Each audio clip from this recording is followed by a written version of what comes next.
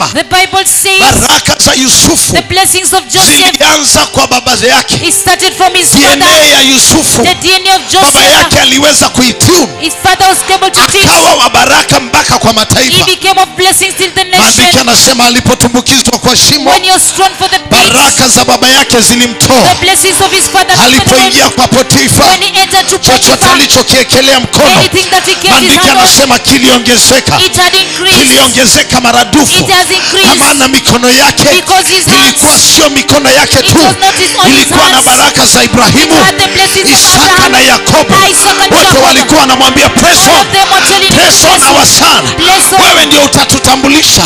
Generation yako walistruggle, Your generation, they wakakata struggled. makaa, They cut all the wakafuga charcoal. mbuzi, They had all the goats wakitaka kutoka kimaisha, coming to come lakini from kwa life sababu ya ubeberu, because of kwa the sababu ya vita vya because of kiuchumi, the fights of kwa sababu ya finance, uchawi za because kiukoo, of the witchcraft of the wakagonga lineages. mwamba. They just did Maandiko nothing. yanasema babu zao Their wakaja grandfathers, tena they wakajaribu, came again and tried. generation yao The ikafeli, generation failed. wakaongezeka They tena, increased baba again. zako wakakuja. Your father came. Masomo ilikuwa sio rahisi, Education was not easy. wanakuambiaga walikuwa wanatembea bila They viatu, used to walk without walikuwa shoes. wanala chakula bila mboga, They used to eat bila food without mafuta. grease, without oil. Sasa ni wakati wako It's your na time wewe waoneshe ya kwamba for you to show them hata that kama mlinizaa even maskini, if you don't mimi need ndio me, nitafikisha I familia will bring this kileleni. family in a